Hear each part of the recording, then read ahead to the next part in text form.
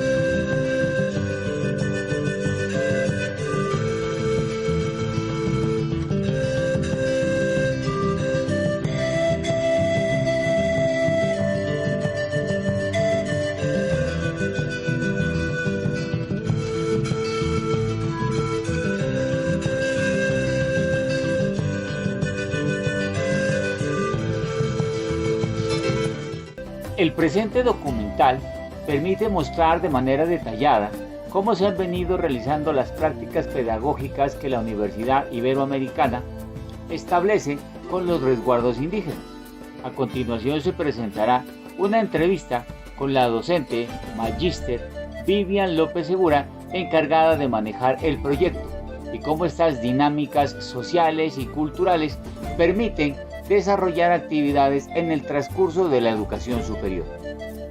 Bueno, muy buenos días, qué gusto saludarles. Me presento, Jarito Locaña, estudiante de la maestría en comunicación.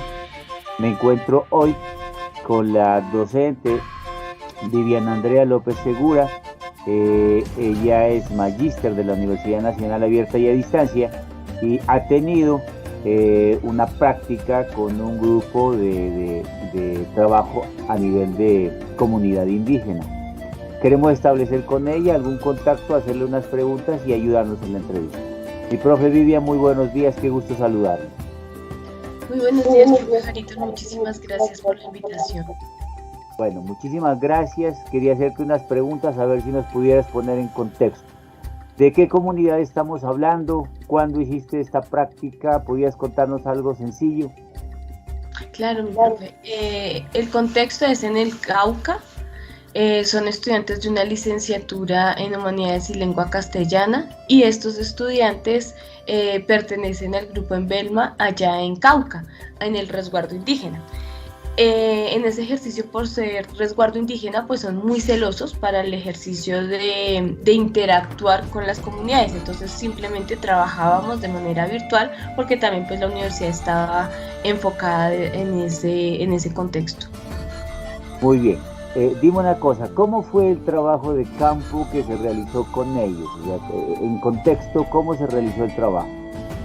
Bueno, primero ellos inscribieron una materia que se llama práctica pedagógica, estuvieron 2 periodos conmigo, entonces estas prácticas pedagógicas son como la realización de su tesis, entonces lo que en otras universidades es proyecto de investigación 1 y proyecto de investigación 2, para poder obtener el título de licenciados. Y pues este grupo de personas trabajaban conmigo para poder obtener el título de licenciados. Allí se obtuvieron procesos de cualificación en cuanto a tener en cuenta la cultura y la forma como ellos trabajan en los resguardos indígenas y cómo trabajan en Cauca. Entonces se daban como la universidad tiene unas directrices, pero también teníamos que ser flexibles frente a las adecuaciones de su resguardo en la comunidad en donde ellos trabajaban, porque por ejemplo para poderles enseñar a leer y a escribir ellos también tienen otro idioma, entonces en ese ejercicio nos tocaba ser flexibles con la lengua con la que ellos manejan. Claro. Mi profe, te hago una pregunta. ¿Tú qué consideras, qué dinámicas sociales, culturales, costumbres y creencias se han identificado en este grupo? La resiliencia comunitaria, puesto que a partir de ese conflicto armado ellos están en constante cambio frente a la adversidad, y también en ese ejercicio se vuelven muy solidarios entre esos miembros y se apoyan y promueven la recuperación colectiva frente a las dificultades. Otra situación que también se evidencia pues es el desplazamiento y la migración, ¿sí? Y esto también permite que las personas huyan de áreas peligrosas para que puedan ejercer un impacto significativo en el caso social y cultural, y estas comunidades se ven obligadas a unas realidades y entornos distintos. También, por ejemplo, se puede evidenciar cambios de estructuras familiares a causa del conflicto armado, y las mujeres cabezas de familia empiezan a generar también un impacto dentro de estas comunidades, que pues allá al ser machistas pues casi siempre es el hombre y la mujer, pero cuando se pierde el ser querido pues a la mujer le toca empoderarse, ¿no? Entonces eso también es un cambio cultural, social que se da en estas comunidades. Otra cosa que se genera frente al conflicto armado es la pérdida de la identidad cultural, ¿sí? Cuando la comunidad empieza a separarse, las tradiciones y los rituales y los ejercicios religiosos se empiezan a perder. Por eso para ellos es obligatorio hacerse a las reuniones y ser tan celosos para que no se pierda ese ejercicio. También otra situación que ellos hablaban era de la estigmatización y la discriminación a sus comunidades en cuanto a qué, a lo étnico, a lo religioso y a lo político dentro del contexto del conflicto. Y pues en el ejercicio de las creencias y las supersticiones, estas comunidades también tienen unos miedos y unas incertidumbres a causa de las prácticas culturales y religiosas que en algunos momentos quieren imponerles otras religiones en su propio lugar, por ejemplo en este caso en el Cauca. Y pues los roles de los líderes y las figuras comunitarias allí cumplen un rol de autoridad para desempeñar un papel de gestionar esa movilización de recursos y apoyo. Y por último, ellos buscan también generar como unos espacios de reconciliación y perdón frente a lo que les hizo daño. Listo, mi profe, perfecto.